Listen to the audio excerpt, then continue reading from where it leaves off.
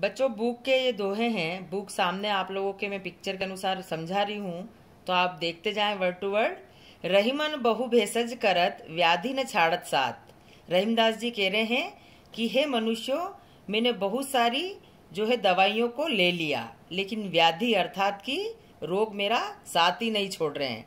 खगमग ब्रसत आरोग्यवन। खग मतलब पक्षी, मृग मतलब हिरण, और ये कहाँ रहते हैं? वन में। तो वो वन में रहने के कारण क्या है? निरोगी हैं। और उनके नाथ कौन है? उनका रखवाला कौन है? हरि अर्थात भगवान। तो वो भगवान के संगति में रहते हुए क्या कह रहे हैं? स्वस्थ हैं। और हम यहाँ पर मनुष्य का साथ करते हुए भी क्या कर रहे हैं? रोगी हैं। तो हमें भी क्या है? प्रकृति से जुड़ना चाहिए। इसमें ये भाव है। अगेन आगे देखिए, धन रहीम जलकूप को। रहीमदास जी कह रहे हैं कि कुआ जो है वो बहुत ही धन्य है। लघु जी ये पियत अघाय। छोटा होते हुए भी उसके जल को जितने भी लोग पीते हैं तो तृप्त हो जाते हैं। उदधि बड़ाई कौन है? उदधि अर्थात समुद्र। तो समुद्र बड़ा होते हुए भी क्या है? जगत प्यास हो जाए। लोग उसके पास जाते हुए भी प्यासे हैं। उसका जल जो है खारा है, वो पीने योग्य नहीं है। यहाँ भाव है, क्या भाव है कि समुद्र की संगति कहाँ थी? लंका के पास। इसलिए रावण का जो द्वेष भाव है वो समुद्र में भी आया, और समुद्र में आने के कारण वो कैसा हो गया? द्वेष अर्थात खारा हो गया। तो हमें कुसंग से बचना चाहिए। आइए तीसरे नंबर वाले दोहे पे देखिए। बसी कुसंग चाहत कुशल, यह रहीम जी सोस। इस भाव में भी यही छुपा है कि कुसंग से हमें बचना चाहिए। रहीमदास जी इस बात को कैसे समझा रहे हैं? महिमा समुद्र की घटी।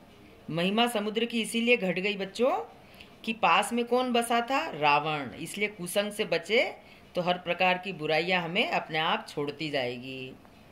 रहीमन असुआ नेन ढरी।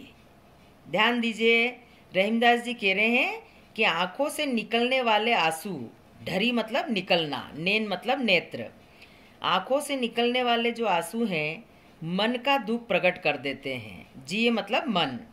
जाही निकारो गेहते। जब अपने किसी प्रिय को आप निकालेंगे तो कसन भेद कही दे।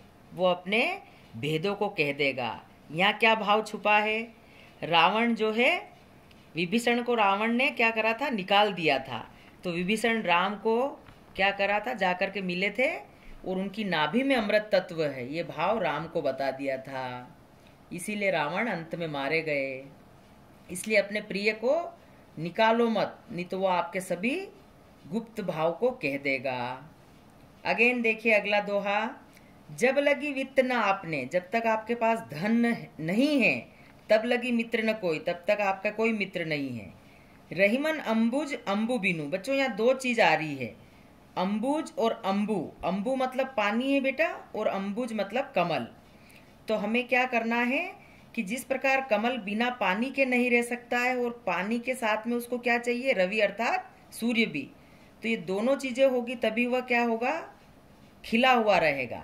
तो यहाँ रहीमदास जी कह रहे हैं कि मित्र, आपको मित्रता ऐसी होनी चाहिए जब आपके पास धन होगा। तो ये धन रूपी सूर्य है तभी तक ही मित्र है, अर्थात पानी और मित्र का यहाँ पे तुलना करी गई है। अगेन आइए अगले नंबर 6 पे आ गई हूं मैं। अनकीनी बातें करे। बिना मतलब की बातें नहीं करनी चाहिए। रहीमदास जी कह रहे हैं सोवत जागे जोय। हे मनुष्यों, जो दिन रात जागते सोते रहते हैं ऐसे लोगों से दूर रहो। ताही सिखाए अब जगाए वो। ऐसे व्यक्तियों को जाओ और सिखाओ कि रहीमन उचित न हो। बिना मतलब की बातें मत करो लोगों, कुछ काम की बातें करो। अगेन बहुत ही महत्वपूर्ण दोहा एग्जाम के लिए, ध्यान दीजिए। देनहार को और है। रहीमदास जी कह रहे हैं कि देने वाला तो कोई और है, अर्थात ईश्वर है। भेजत सो दिन रेन। दिन रेन मतलब दिन रात जो भेजता रहता है। और लोग क्या कर रहे हैं? भ्रम में, अर्थात झूठी कह रहे हैं कि रहीमदास जी आपको धन्यवाद। मैं कह रहा हूं कि याते नीचे नेन। नेन किसके प्रति नीचे करो? उस ईश्वर के प्रति जो सबकी इच्छाओं को पूर्ण कर रहा है।